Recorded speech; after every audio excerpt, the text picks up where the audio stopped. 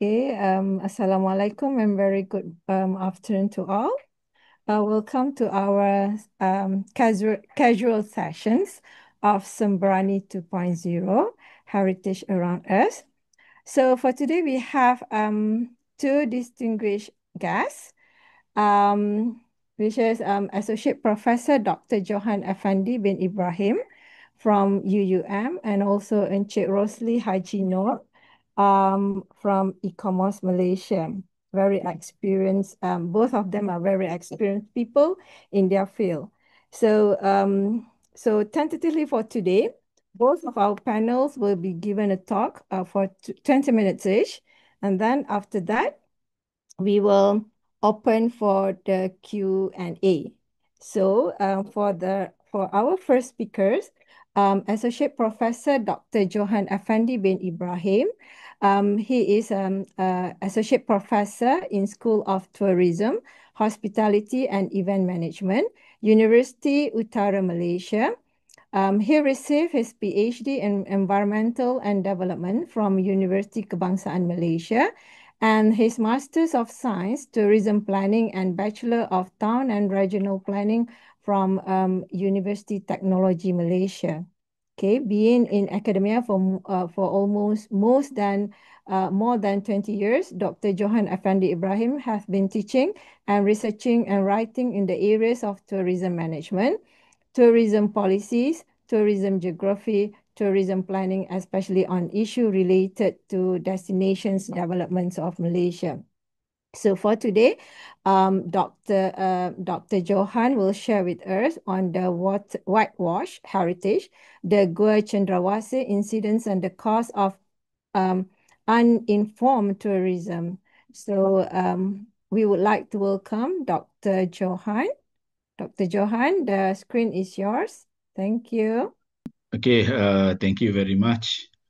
Uh, Good evening, everyone. Okay, today I will give some of the sharing about one of our heritage area located in the Gua Cendrawasih and in Perlis. And this is the big, not the big issues, and the issues, and especially among public in the Perlis and also state of government, how to handle this issue to make sure we can create a win-win situation, and especially to among stakeholder in Perlis.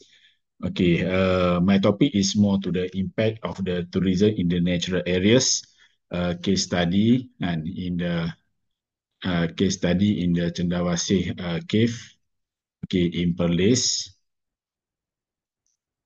Okay, my content of the presentation is around 11 and subtopics. Okay, starting with the background of the Perlis State Park. Okay, the concept, general geology in Perlis State Park. How old is our Earth? And Perlis Geopark as 10 national geoparks, geology heritage in Perlis Geopark, biological and also historical and cultural heritage in the Perlis Geopark. And after that, I will go to discuss about the Bukit Lagi cast, and we will highlight about the issues and challenges, and especially how to handle the issues. Okay, here I show you about the background of the Perlis Geoparks. Okay, the Perlis Geopark is cover all the land areas and of the Perlis state. Okay, the size is around the 869 kilometer square. Means 819 kilometer square for the land and 50 kilometer square for the sea area. Okay, the Perlis population is around, I think, about 300,000 now. Okay, the climate is the equatorial tropical, and for the administration, Perlis have the three parliament seat and also 15 state assembly seat. Okay, the capital city for Perlis is Kanga, and they have two towns located in Padang Besar and Kuala Perlis.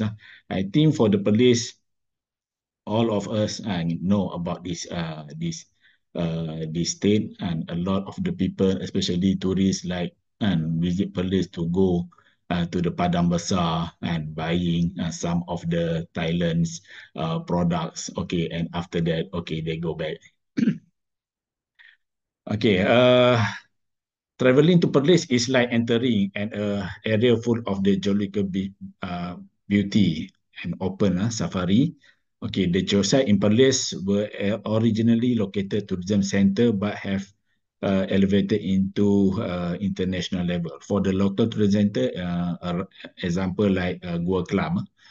Okay, Perlis is not only visited by local but also international tourists. In addition to researcher who are interested and in the Perlis geoparks.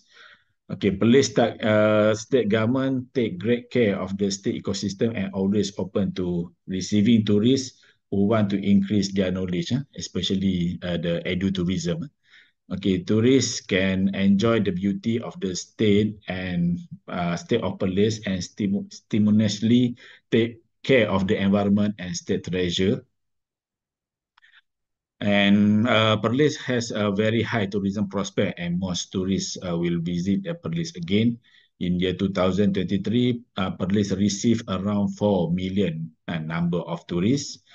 Okay, for the stakeholder, especially for in the Perlis, can focus on the providing package for foreign tourists group, pensioners group, school group, university groups, and most youth and family. Okay, they come to the Perlis for their own traveling. Okay, where they explore Perlis state, their own using social media as a reference. Okay.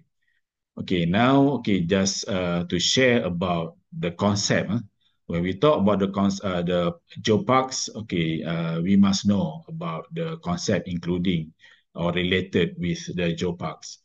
Okay, firstly, when we talk about the geopark, okay, the geopark is development concept that focus the balance of three main components, namely the importance of conserving natural resource, developing infrastructure for tourism and socio-economic activities that benefit to the local community. Okay, in Geopark, okay, we have several geosites. Okay, geosite means the site or landscape that have high geological heritage value and needs to be preserved as national or global treasures. Okay, and also we will discuss about the geotourism.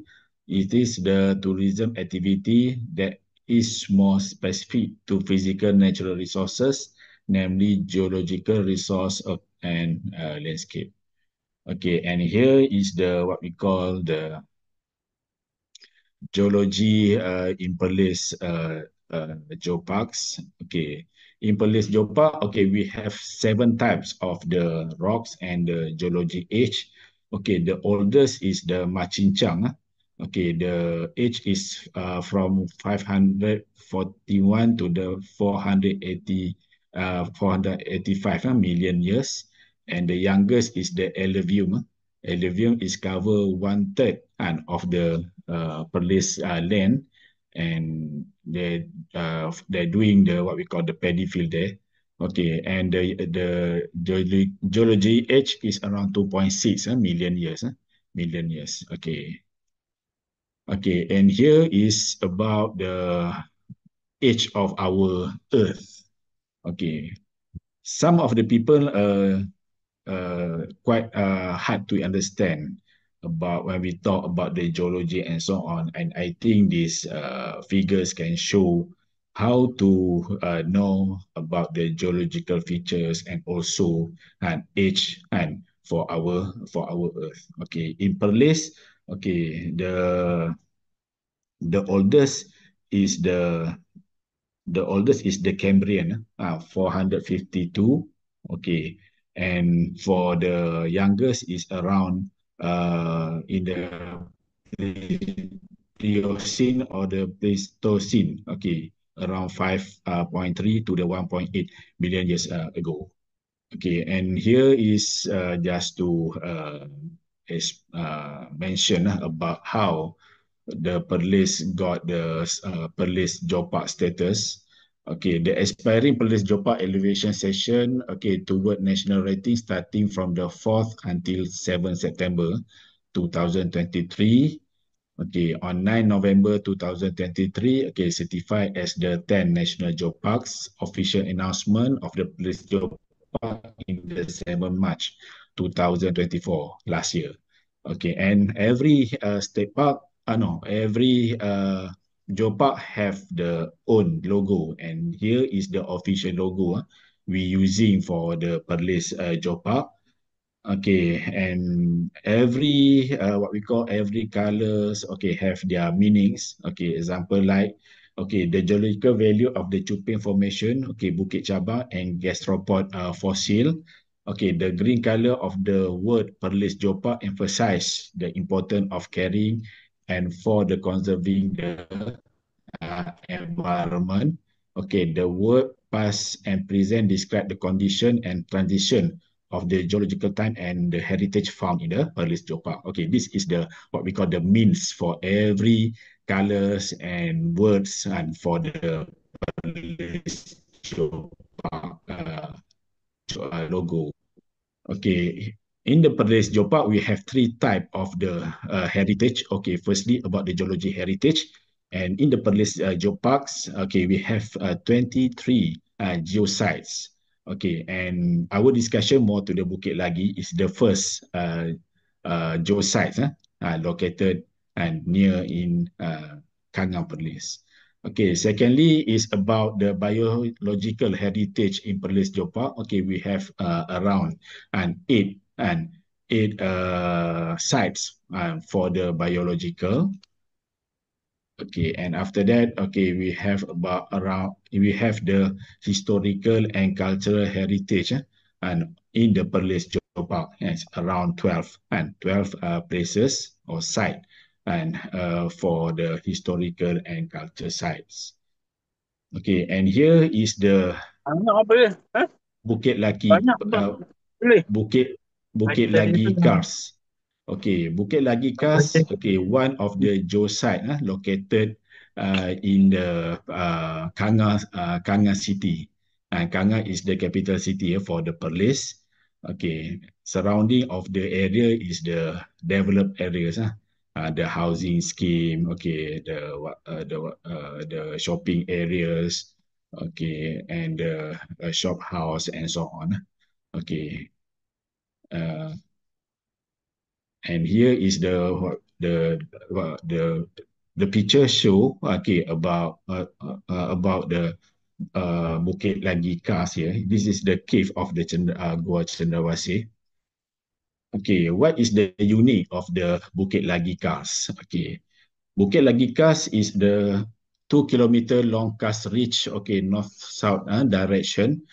Okay, the age is 480 million years. Setul Formation limestone enriched in various species and ancient squid fossil, nautiloids, and other fossil groups such as gastropods, okay, brachiopods, and alga. Okay, some of the geological structure found here are ancient seabeds, mushroom-shaped limestone skulls, and the beautiful, okay, small cave. Okay, for the right photo, no, for the left photos, okay, shows about the Asian seabeds, okay, and the right photo is show about the nautiloids.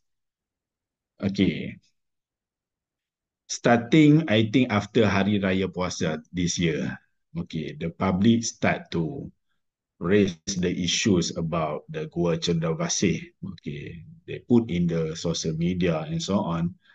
They want to know about what type of the development doing in the Gua Cendrawasih. Okay, Gua Cendrawasih is one part of the area located in the Bukit Lagi Kars. Okay, after that, when we know about this issue, okay, some of the NGOs will visit, okay, to see the current situation of the Gua Cendrawasih, and we found uh, the people start say, okay, the type of the development is to provide the cafes. And for your information, cafe is one of the attraction in Perlis. Now we have around 100 cafes around Perlis.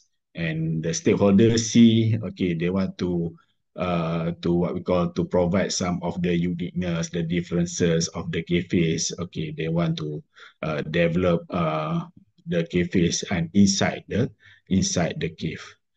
Okay, when we go, okay, we are quite shocked about they put all the white paint, all the white paint in the and the problem is when they put the paint, the white paint here, we difficult to see the fossil and so on.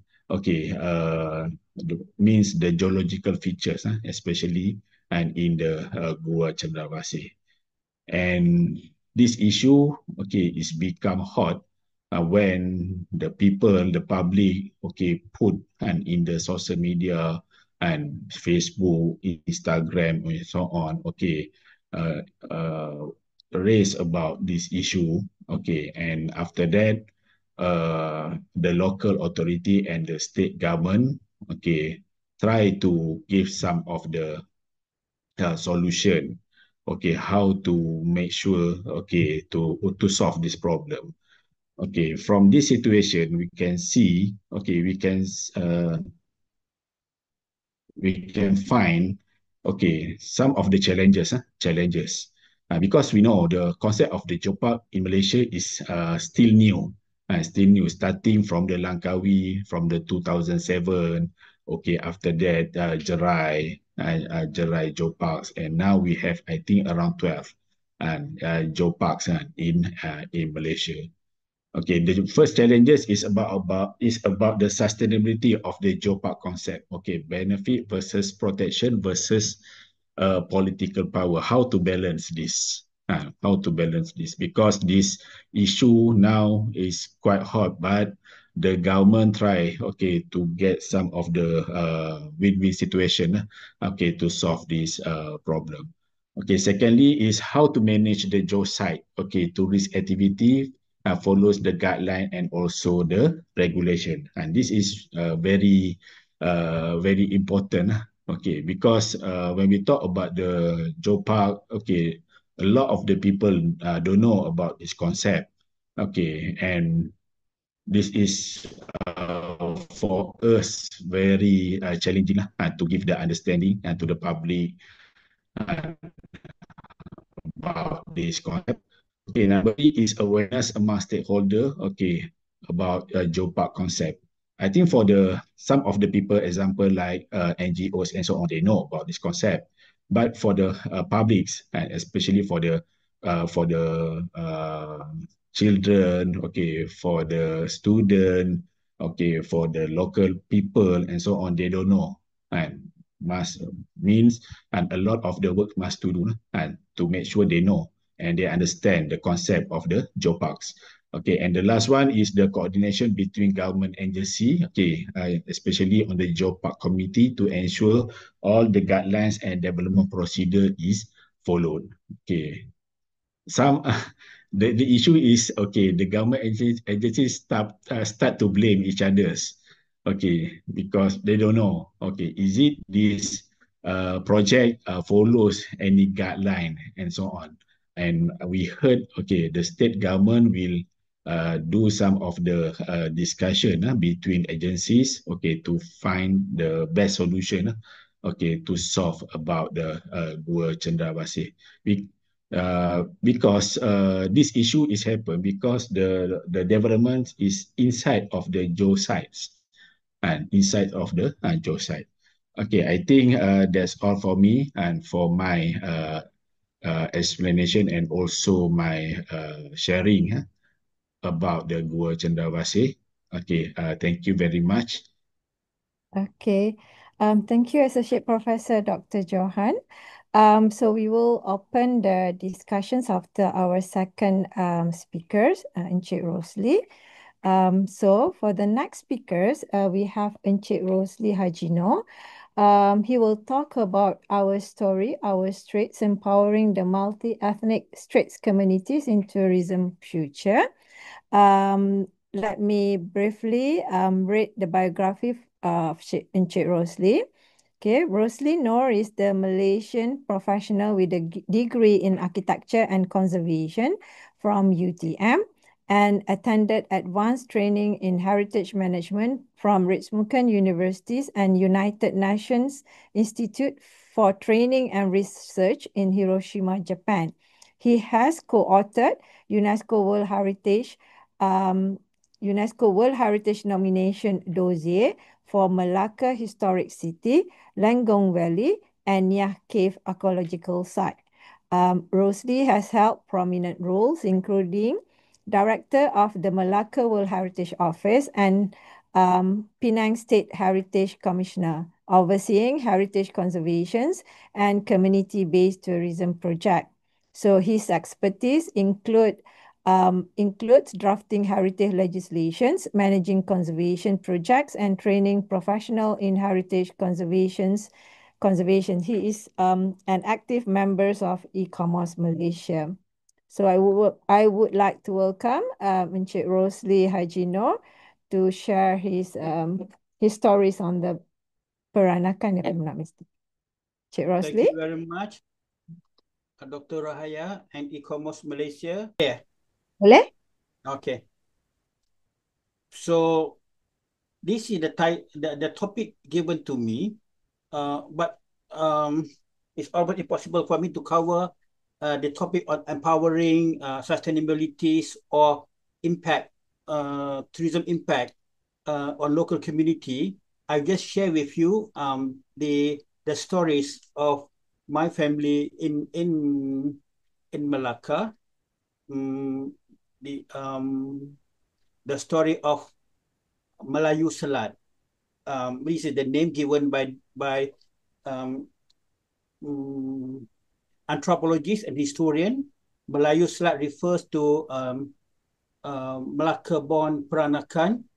I have no idea why suddenly the word Melayu Selat disappear. Maybe they try to, maybe the government try to avoid to give them a Bumiputra type status. But yes, the Portuguese is actually Bumiputras and Chetty is not yet. Macam mana nak full screen ni? Encik Rosli tekan yang tepi tu ada ayah. The Tekan yang full screen. slideshow. Okay. Okay.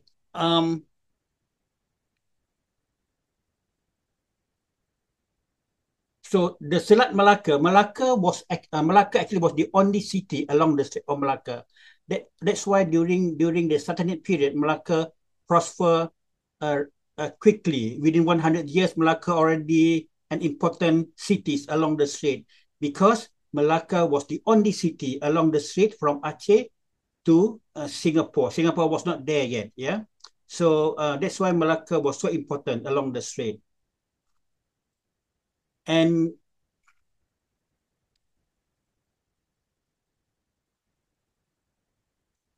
this was the painting from archive of Lisbon, showing Malacca in 1511. This was during the period of the last Sultan of Malacca, and Malacca, the Malacca Hill was surrounded by a fort. Malacca was a fortified city. That's why it was called Kota Malacca. Kota Malacca in Malay means a fortified city or walled city. If it is no wall, we call it bandar. Bandar. If it is fortified city, we call it Kota. Kota Malacca, Kota Baru, Kota Star. It's all cities with wall. So during the Portuguese period, so Portuguese strengthened the wall surrounded the hill. So they confined themselves within the wall. So they also developed area outside the wall, but most of the time Portuguese confine themselves within the wall. It's almost no assimilation of culture between the Portuguese and the local. Yeah, there were a lot of war between the Portuguese Malacca and the Acehnese and also the Malay from Johor and Riau. Yeah. Look at Bukit China at the back. B was Bukit China also protected by wall. Why? Because Portuguese wanted to actually to protect the Malacca city, because the Aceh always occupied the top of Bukit China to attack Malacca. And why Malacca was the best location for the Malay king to establish his kingdom? Because Malacca was an island. It was overlooking the vast ocean, and also protected by hill at the back, Bukit China, and also protected by two rivers, Sungai Bertam, and later named as Sungai Melaka, and Sungai Ailele. So Malacca was actually an island, and it's protected by vast swampy land. It's almost no local. The native actually resided out far from the city, because the island of Malacca was actually distant from the kampung of the Malays. It was only during the Dutch period that Malacca that Malacca actually quite peaceful. There's no war during the Dutch period. So the Dutch strengthened the wall. This was Fortaleza de Malacca, or Kota Malacca, later known as the European quarters. So all the Dutch, because the Dutch rebuilt Malacca after most of the Portuguese period building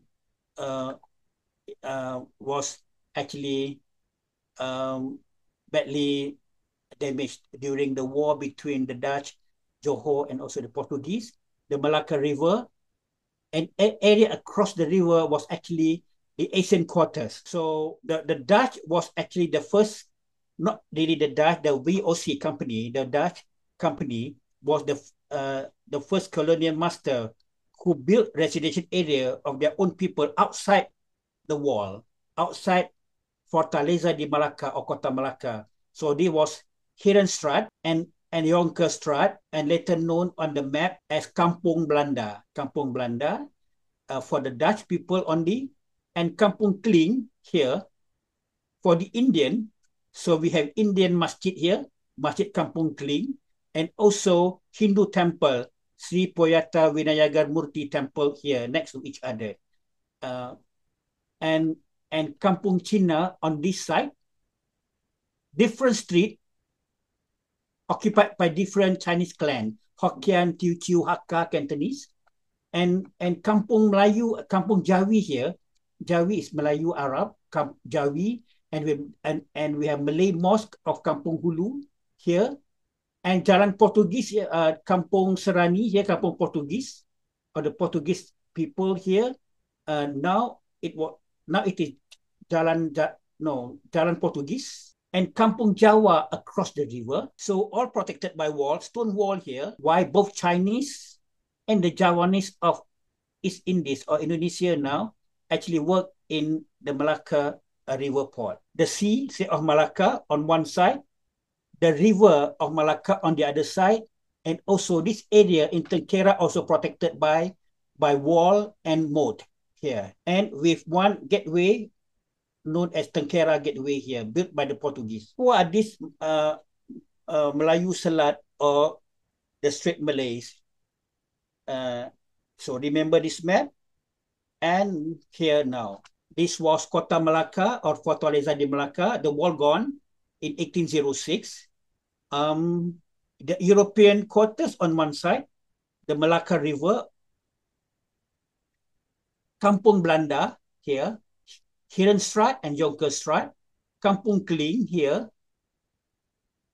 Hindu temple and Indian mosque, and Kampung China, as I said, different street, belong to different clan, and both Chinese and Kampung Javanese here work for the port city here, river port. So this was the original coastline of the Strait of Malacca. This is all was reclaimed in 1970s. for the housing. Right. So all these people within this wall, no other people, because native was so far away, almost no native here except during the port activities for exchanging good. Otherwise, these people here, the the the the, the Dutch, orang Belanda, the Indian of Chetty, Tamil, Malabar, and Keralas, and the Chinese of Hokkien, Cantonese, Teochew, and Hakka, orang Portuguese here, orang Jawi here, and orang Jawa here, all within the wall, and they assimilate for so long, 200 years, over 200 years, or 300 years period, and slowly they assimilate, and later known by the anthropologists and historians as Melayu Selat because of their shared heritage, predominantly Malay culture. But in 1920s, during the British period, the inner city of Malacca, or Malacca Wall City, was so crowded, and the British decided to actually relocate some of the ethnic groups. According to historians, this is not about crowd or congested, but it's actually the British strategy for divide and rule. I have no idea.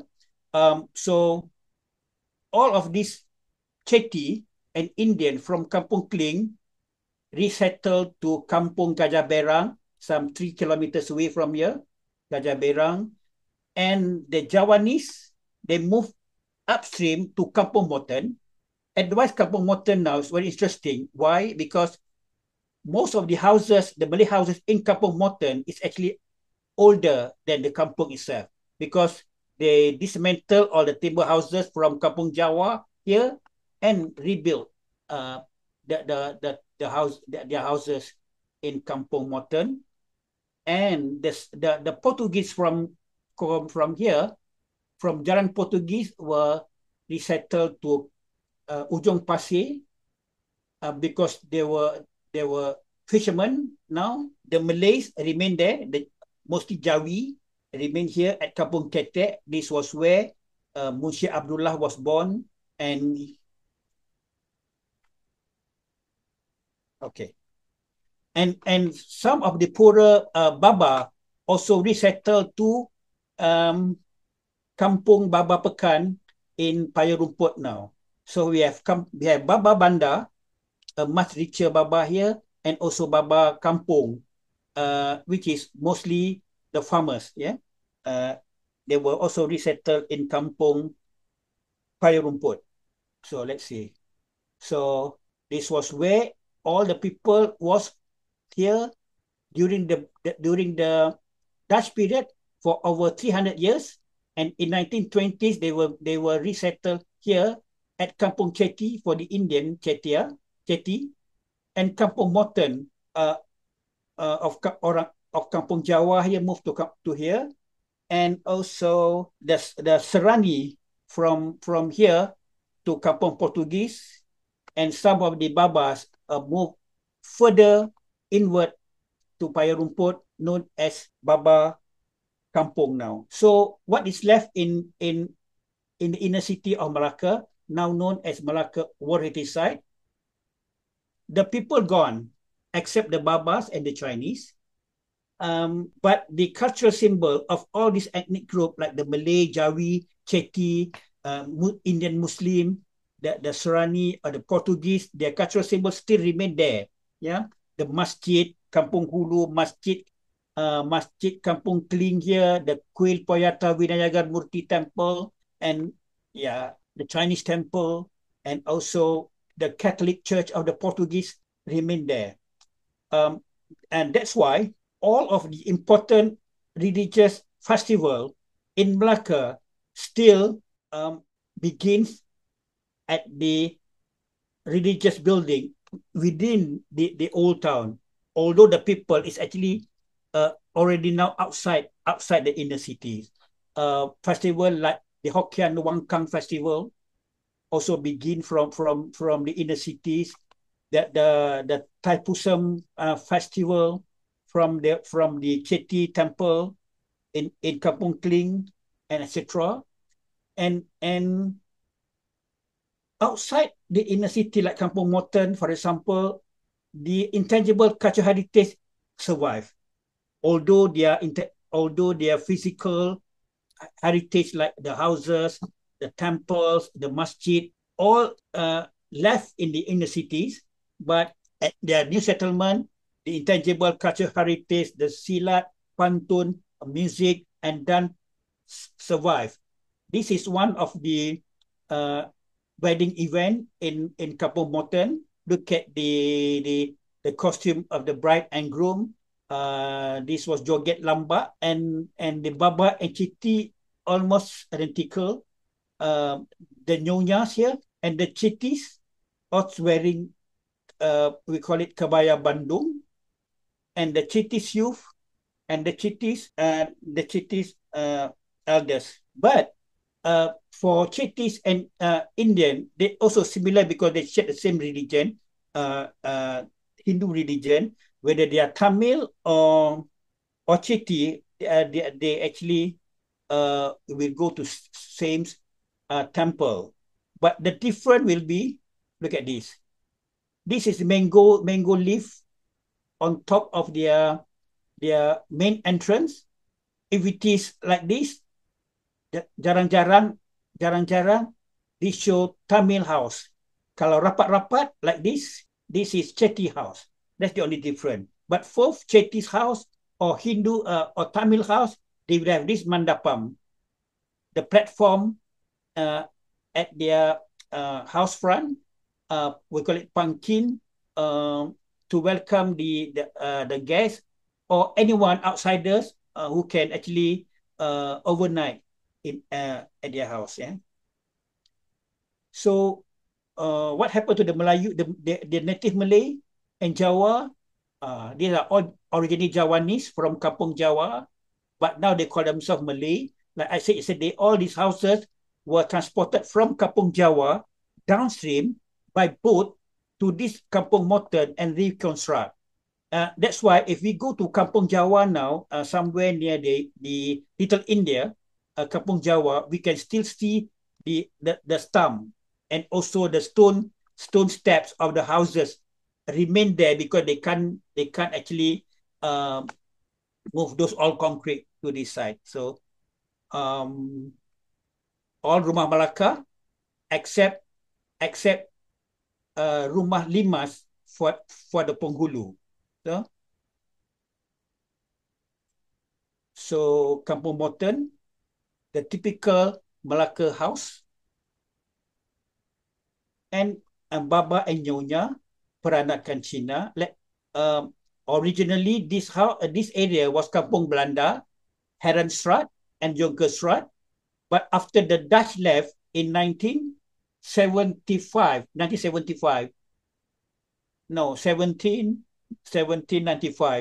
after VOC left to Batavia, most of the property here be bought over by the rich Baba of Malacca. And slowly, the entire area later known as Kampung Baba, now already listed as Kampung Baba by the Malacca Museum, Herenstraat, and Jonkerstraat. Look at their houses here. Part of the Peranakan, the beautiful motif here. Why? In 1920s, Malacca, and in fact Malaya, was the most prosperous period in Malaya. Because the price of tin and rubber was so high in world market, and suddenly our Babas, our Chinese, and the Malays suddenly became rich. So that was the period where all these people beautified their houses with all this beautiful ceramic tile, decorative tile, motif, and the Malays start to replace their tangga kayu to tangga batu with beautiful ceramic tiles. So that's all 1920s. But in 1930s, that was world recession. That was the time where a lot of these Baba become poor, and they actually sold their property to Malabar Indian. That was the time when these Malabar Indians start to actually establish kedai antique or antique shops in Malacca, mostly in 1930s. the Abdul Antique, Fatima Antique, and few others. Yeah. So Baba Pekan, very European in terms of lifestyle. They speak English. They send their children to English school. And this is Baba Kampung in Payung Rumput. Malays as their neighbor.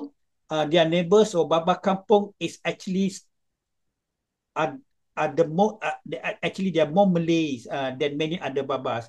So Baba Kampung, they speak Malays. A lot of Malays. They observe a lot of Malay festival and custom. Apa lagi? So Baba Kampung in Melaka, they are very famous. They are expert in top making and top playing.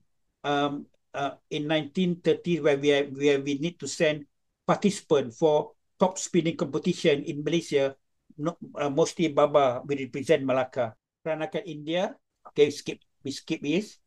The Chetty Temple and the Indian mosque. Look at the difference between Chetty Hindu Temple and Tamil Hindu Temple.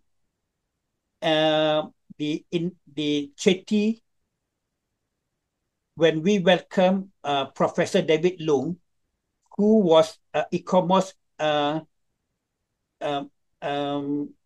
sent him to evaluate Melaka for World Heritage Listing for our nomination. Professor David Lung, the Tamil Temple here, and Kampung Chetty, and all these Chetties in Kampung Chetty, Melaka. And look at that temple, which is very simple. A strong Dutch influence in terms of architectural style, building material, all belong to Dutch periods. Yeah?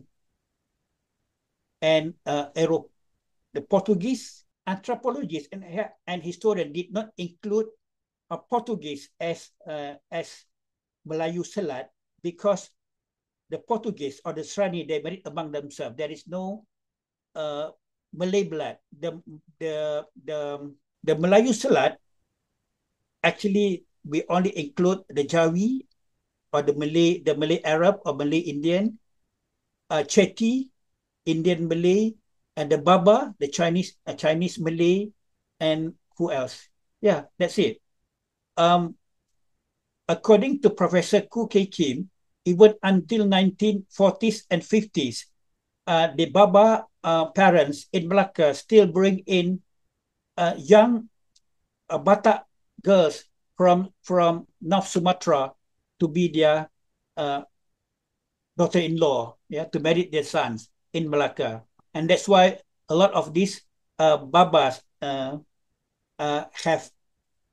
Batak Malay as their ancestors, and with a strong Indonesian culture rooted in their present culture now, and especially language and also dance and music. So what is the most interesting cultural practice among the Melayu Selat and adat makan sirih? This is already forgotten. So we have actually an adat makan sirih is important practice among the Malays, the straight Malay,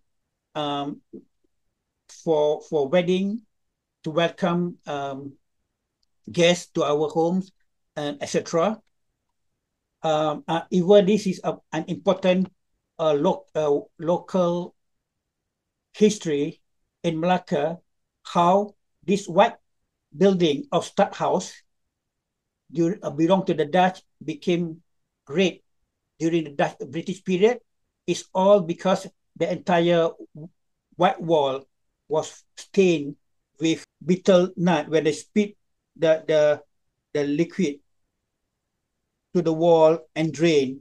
And to solve the problem, the British painted all the building red, and Melaka now, and this Stadthaus known as Red Building in Melaka. So this is adat makan sirih. Look at all this, the betel nut container of the Baba, betel nut container of the Malays, and the Indian, is all about makan sirih tradition, which is a very elaborate tradition similar to those tea ceremony in Chinese and Japanese culture, but it's all gone. Yeah. So these are the villages now. Look at the reclamation lands in 1921 here by the British and 1970s, later by the present government, 1990s to extend the housing development now, and Kampung Portuguese now, they are fishermen away from the sea, and Kampung Moten also fishermen, but they can't go to the sea because the river already they have water gate here, yeah, to protect to control the water. So, and Kampung Chetty, they are farmers, but the farmland's gone. I don't know. But they still observe the Pongal festival, the important harvest festival in their religious festival. But the harvest field gone, all the sawah padi gone. And this is the issues faced by the local community now, their development, yeah, encroaching their village. Look at what happened to their jetty.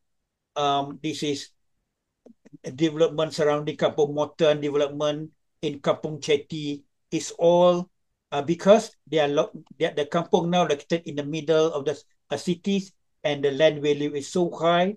But unfortunately, not unfortunately, luckily maybe, the kampung already protected by heritage law of Malacca, and they can't develop the area. So the straight Malay culture now is so difficult to differentiate between which part belong to Malay, Chinese, Indian, Chetty, or or Jawi, or Baba is all considered as shared now, except those practiced by the Portuguese. So their storytelling, we know as contested heritage, yeah? Because the Portuguese have their own stories, and the local historian also have their own justification regarding the history pertaining to Portuguese in Malacca. I skip this. We skip this. The prototype of the Portuguese houses in the beginning, and prototype of the Indian Chetty houses in Kampung Chetty.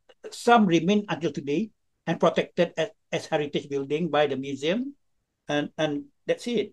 But can I get 2 minutes to show the video and how this culture assimilate, yeah? And difficult for those who did not understand Malacca to differentiate better that culture belong to the Malay, the Baba, the Chettis, or the Portuguese. Boleh Encik Rosli. How to open the macam mana? Encik Rosli tekan balik yang hijau yang tadi, yang share tu. Itulah. Unshare dulu yang ni. I can't get. Yang hijau kat bawah Encik Rosli ada nampak. Encik Rosli tekan. Tak ada. Ada kan? Unshare. Okay. Okay. Encik Rosli share balik yang Okay. nak share. Then video. Okay.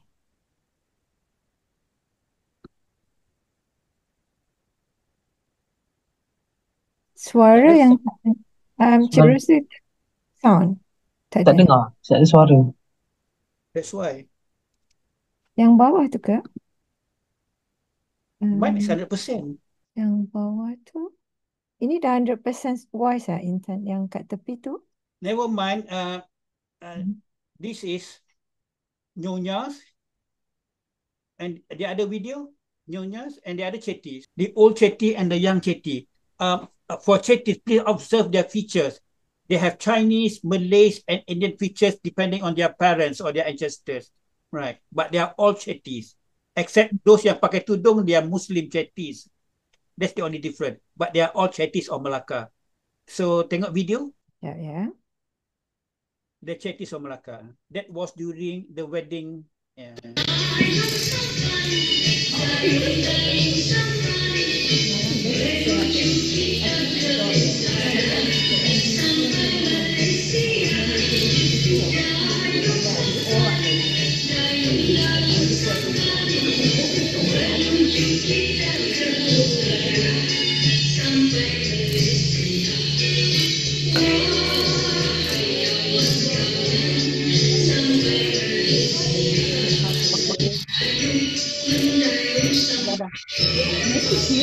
I don't know which Baba wrote the pantun is how could you dayung sampan from mainland to Malaysia? Tenggelam. Okay, now Chetty, that's Nyonya.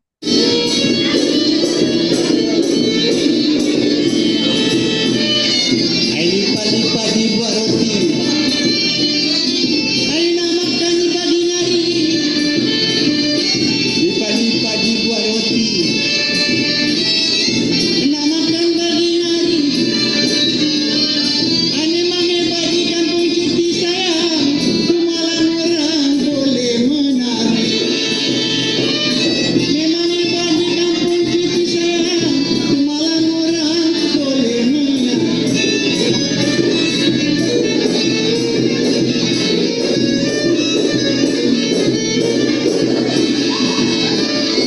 Kalau tuan pergi sawah, menanam ubi keladi.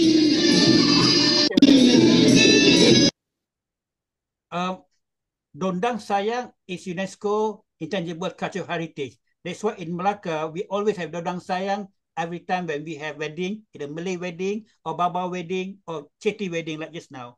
So can we see the other video? This is the young Chetties. You please observe their faces, yeah, their features. This is young. Also at the same wedding.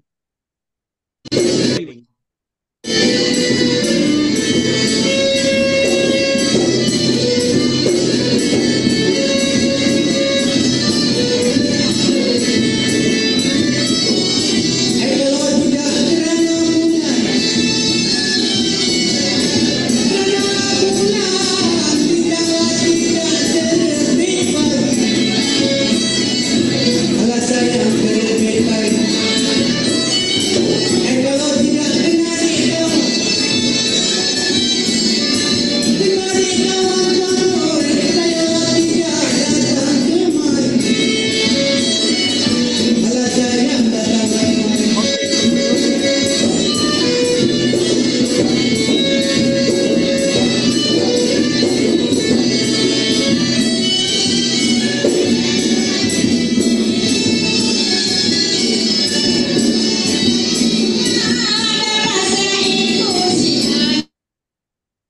So these are not professional. They are all from the village, orang tua from the village and girls from the village. They are not professional. That was during the wedding of their friends. So look at the features. Some look like Malay, some look like Chinese or Indian or Mat Saleh. Tengok siapa parents dia. But this is what we call Melayu Selat, yeah, or the street Malay. And that's why for the Babas, we did not recognize Baba of Penang and Baba of Phuket as Baba because for us they are Peranakan. They are local born, they are Peranakan because for us Baba should have Malay blood. So Penang, they are mostly Chinese, they speak Hokkien, they speak Penang Hokkien, and for those Babas in Phuket, they speak Thai Hokkien. But we in Malacca, we speak Malay Babas, and those in Singapore also speak and Malacca Baba as well. Yeah, because most of the Babas in Singapore originally from Malacca as well. So both Malacca and Singapore, we both Baba, but those in Penang and Phuket, they are Peranakan. Because macam itulah, that make the difference between the state Malays and the Peranakan. But those in Kelantan and Terengganu, they call themselves Melayu Kelantan and Melayu Terengganu, but they are Peranakan because they don't have Malay blood like Baba and Nyonya. Itulah, that's it. So if you have any question, please ask our friend KB Tiong. KB Tiong was born there. I was there since 1990s. So that's the story of my family in Malacca in 1990s. I was with them for over 30 years, but KB Tiong was born there. So any question, KB Tiong, please respond. Thank you very much, Dr. Rohaya. Okay, thank you very much, Encik Rosli. Very interesting subjects actually. So today we had two insightful talks.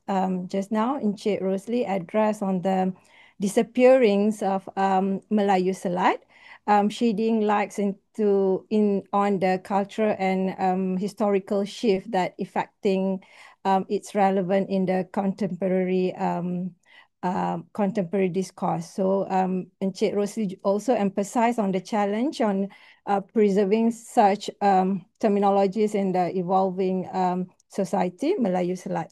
So on the other hand, we have Associate Professor Dr. Johan. Dr. Johan highlighted the ongoing challenges at Gua Cendrawasih, where the lack of clear guideline between tourism needs and also authorities that hinder an effective management. Dr. Johan also pointed out that the urgent need for a collaborative framework to address both conservation and tourism developments. So with this thought-provoking discussion in mind, I now invite the audience that you may have questions for both of them. Okay,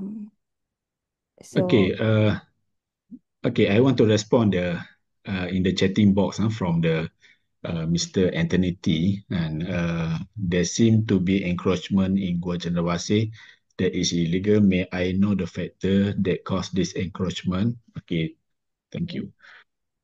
Okay, from our side, okay, after we got this information, okay, some of the NGOs, they go to the local authority to doing some of the discussion, but they not give any response about that. For us, and if the stakeholders they're doing the development in the area, and it's very what we call kita katakan sebagai pelik lah, and for the local authority they don't know and about the project. Okay, and after that the Menteri Besar, okay, they come up with the official statement. Okay, why they put the paint, the white paint for the in the cave? Because they want to erase some of the what we call the negative words there. But we think, but some of the NGOs say just only small part of the case of the cave have some of the what we call as the vandalism at the wall and at the cave in the cave. But and you paint all areas and in the cave and wall and also the ceiling and the cave, and that's why we think and mesti ada satu what we call perkara yang lain and about these issues.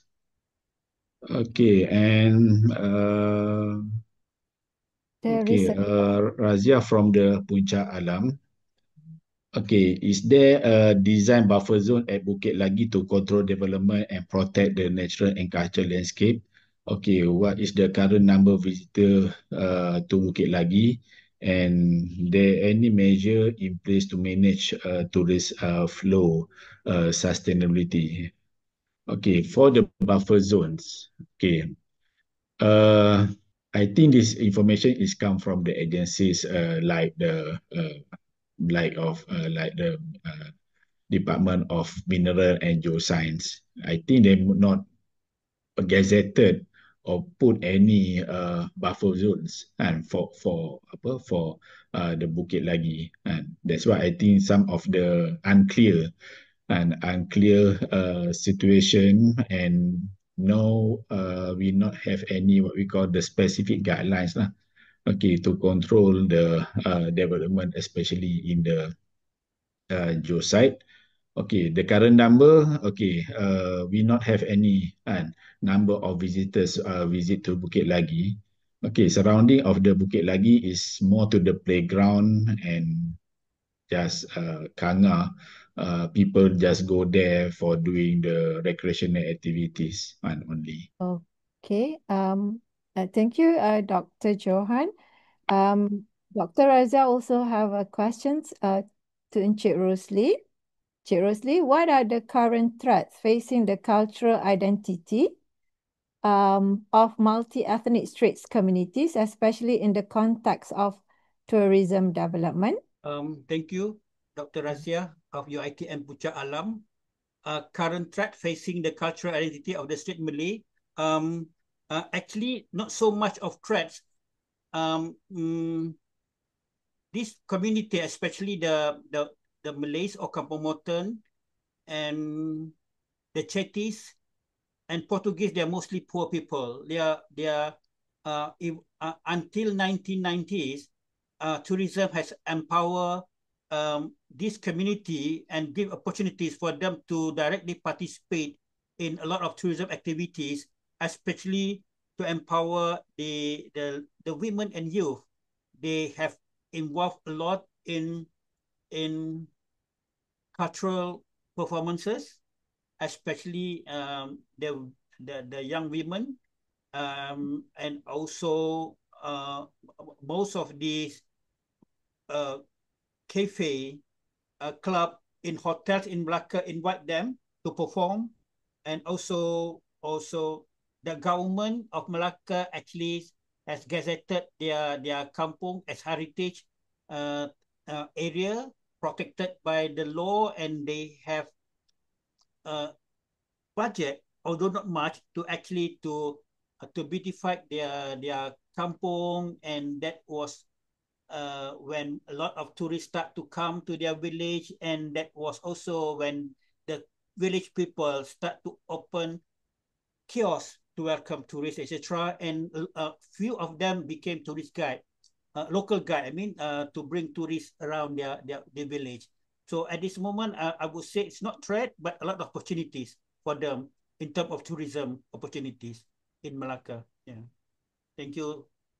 Okay, Cik Rosli, the second question is, how has the state government recognized and supported the role of this community as a culture melting pot in shaping future tourism policies?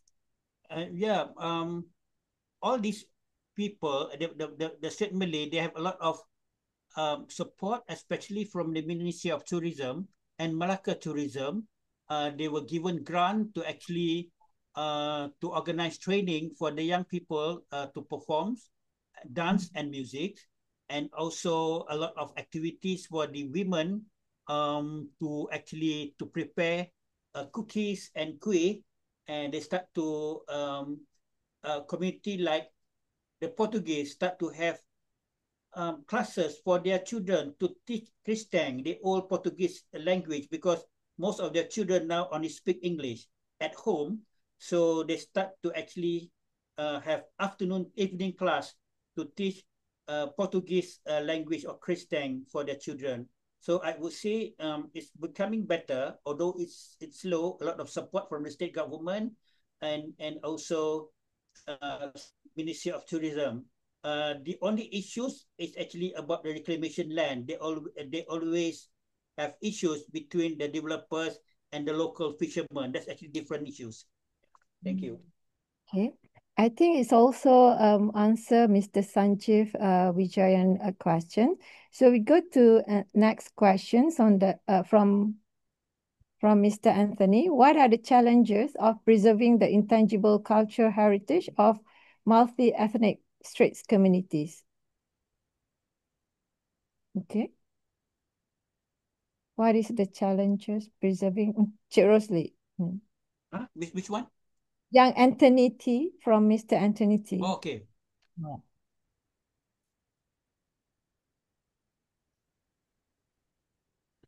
Oh,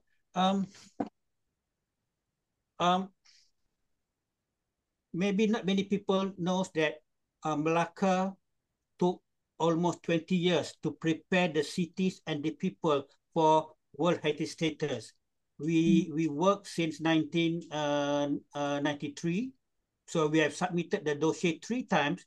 Twice were rejected, and the third time was we were asked to combine with Penang, and we used the Strait of Malacca as the important features of our cities in order for UNESCO to recognize the 2 cities. Otherwise, according to ICOMOS, Malacca was too many new development to be listed as World Heritage ancient cities. But during the period of 20 years, during the preparation, we have done a lot of documentation. We have done a lot of this, the Malacca story documentation, where we document stories for the local people, intangible cultural heritage. That was when we start to train local people, especially the school children and youth, to actually to learn their culture, so that this is for us to prepare ourselves during the e-commerce relation to the city. And it's true, during David Long um, mission to Malacca for the listing, we are all full prepared. So we have group of young people who actually already expert in their cultural performances. They speak their native language, etc. So in terms of documentation, I would say the Malacca Museum Corporation and the local authority have done a good job in terms of documentation and giving fund for repair work and some preservation work in those kampungs. Thank you. Okay, thank you, Encik Rosli. So I think that we get our last question from Dr. Sof from UM. I would like to ask about the cave in Perlis. We are facing similar issue for the cave in Perak. What's the next step for Gua Cendrawasih? For example, will the pin be removed and will the cave face still be built? Dr. Johan? Dr. Johan mute. Okay. Thank you very much, Dr. Saw from the UM. Okay, for the Perlis, before this, the main economic activities or contribution is come from the first sector, from the paddy field, agriculture, and so on. Now, the state of Perlis see the services sector and especially tourism have the big potential to contribute the income and also sharing the profit and benefit to the local people. Okay, when these issues happen, I heard the state of government will organize a meeting and invite some of the technical department to discuss about the solution. We don't know what is the solution, but the big problem is how to what we call to protect back the physical of the cave. Okay, the next step, example like, okay, how the paint will remove. Okay, for my side, we not have any, what we call any suggestion or solution and to bring back, okay, the physical of the cave before this destroy happen now. Okay, and from the Department of Mineral and Geoscience, okay, give some of the feedbacks. If we try to remove the paint from the wall and the ceiling of the cave, and it will destroy the fossil there, and it will destroy the fossil there. Okay, one of the concern of the state government is, okay, the future planning for the geoparks is we want to get the what we call the certificate from the UNESCO and as the global UNESCO geoparks maybe on the 5 years and then 10 years. Okay, I think in the year 2027, okay, we will do the what we call the assessment again about the achievement of the geoparks in the 4 to the 5 years.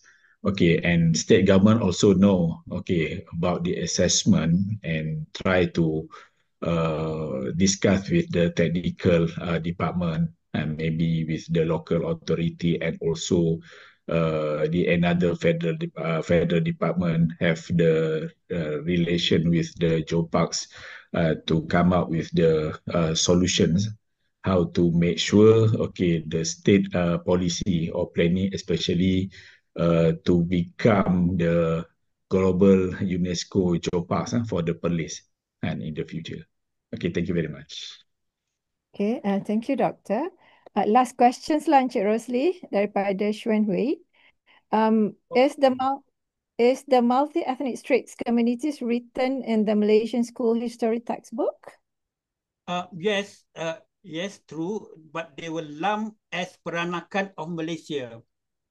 However, we, Chetty of Malacca and the Portuguese Serani of Eurasian of Malacca and the Babas of Malacca, we saw ourselves beyond Peranakan. We were native. We were on this soil for the past 500 years, assimilated with the native. So we are the straight Melayu or the straight Malay. So we are native people, assimilated with the native since last 500 years, and we are beyond Peranakan. We are more than Peranakan. Thank you. So you can't simply lump us as Peranakan of Malaysia. Thank you. Okay, thank you, Encik Rosli. Thank you. I think we need to conclude our sessions today. I know this is very interesting topic. Thank you to both Encik Rosli and Associate Professor Dr. Johan for valuable insight today. Okay, your talks not only deepen our understanding on the culture and heritage issues, but also spark important conversations on the preservations and managements of our shared heritage. So with that, we also in ICOMOS Malaysia welcome anyone from all of you who interested to share your subjects regarding heritage around us. You can submit the form to our you can submit the abstract to us, so our committee will review it. Then maybe hopefully that you can share. Interns already shared the documents, also the feedback of today's sharing session. So then with that, I would like to thank everyone for your active participations and thoughtful questions. So let us continue the dialogues and work towards a future where heritage is celebrated, preserved, and shared for all.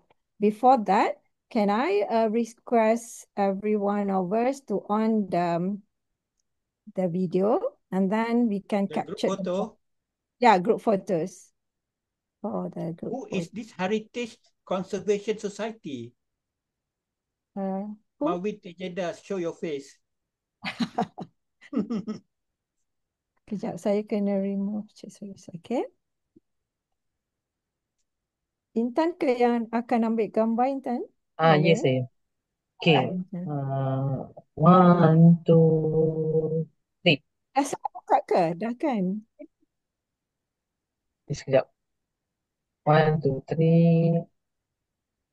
Okay, ada 2 surat. Sekejap.